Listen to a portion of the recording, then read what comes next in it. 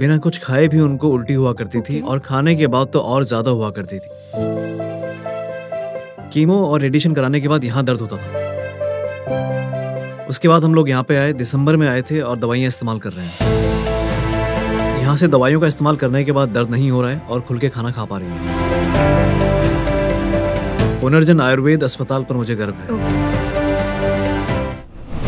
हमारे साथ पेशेंट के रिश्तेदार हैं जिन्होंने यहाँ से पहली बार दवाई ली है। पुनर्जन आयुर्वेदिक हॉस्पिटल की दवाइयों का इन पे क्या असर हुआ है, उन्हें कौन सी तकलीफों में कमी देखने को मिली है, उन्हें कौन सा कैंसर है, उसके लक्षण क्या थे, हम शुरुआत से इनसे बात करके जानते हैं। तो आइए हम इनसे बात करते हैं। हेलो सर, आपका नाम? मैडम ऋषि मैडम। और पेशेंट का नाम? शांतम्मा। शांतम्मा। उनकी उम्र क्या है? 50 साल मैडम। कहाँ से हैं? तिरुपति से मैडम। तिरुपति से हैं। तो हमें शुरुआत से बताइए कि आपकी माँ में कौन से लक्षण दिखाई देने लगे जिससे आपने पहचाना? पहले उनकी तबीयत बहुत ज्यादा गंभीर थी। बिना खाए भी उनको उल्टी आ जाती थी।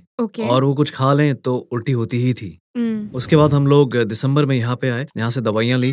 हम हर दिन दवाइयाँ खा रहे हैं, सुबह को एक, दोपहर को एक, शाम को एक लेती हैं। 1 महीने के बाद उल्टियाँ होनी बंद हो गई। फिर वो खाना भी ठीक से खाने लगी और काफी अच्छी क्वांटिटी में खाना खाने लगी और काफी एक्टिव बन गई। अभी उनकी स्थिति काफी ठीक है, काफी एक्टिव है, काम कर पा रही है, पैदल चलना भी हो पा रहा है। उनकी तबीयत पहले से काफी बेहतर हो गई है। क्या ये समस्या नहीं, पहले ऐसे नहीं था। पहले बहुत थकी और बेचैन रहती थी। कौन सा कैंसर है उन्हें?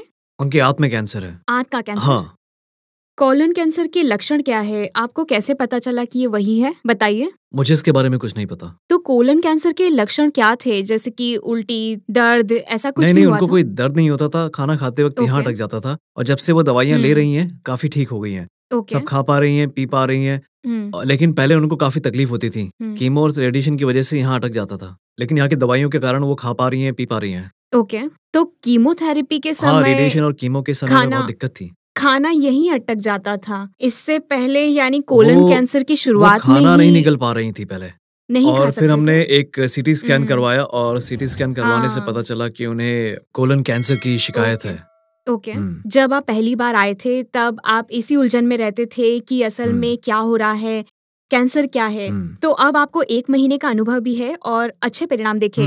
क्या किसी ने आपसे इसके बारे में पूछा या आपने किसी को बताया इस बारे में? हाँ, मैंने उनसे कहा कि आप पुनर्जन हॉस्पिटल में दिखाइए, आपका स्वास्थ्य ठीक हो जाएगा। मेरी माँ भी ठीक हो गई है, वो अब खाना खा पा रही है, स्वास्थ्य भी पहले से अच्छा हो गया है, आप वहीं दिखाइए। मैं सभी लोगों से ये कह रहा हूँ।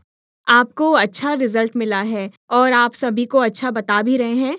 आपको जो नतीजे मिले हैं, आप अपनी खुशी कैसे व्यक्त करते हैं? मुझे पुनर्जन आयुर्वेदा अस्पताल पर गर्व है। ये मेरे लिए अविश्वसनीय था। पहले वो 1 या 2 इडली खा पाती थी, लेकिन अभी 8 या उससे भी ज्यादा खा पाती हैं। वो एक अच्छी मात्रा में खाना खा पा रही हैं।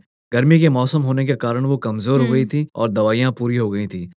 आर्थिक समस्या के कारण मैं 2 महीने तक दवाइयाँ नहीं ले पाया था और इसीलिए अब मैं दवाइयाँ लेने आया हूँ। बीच में रोकना ठीक नहीं, इसका उपयोग करते रहें। आपकी माँ अब क्या करती हैं? वो घर पर रहकर खुशी से काम कर रही हैं। क्या वो पहले भी काम किया करती थी? पहले वो नहीं काम कर पा रही थी क्योंकि बहुत कमजोर हो गई थी और इम्यूनिटी बहुत वीक हो गई थी।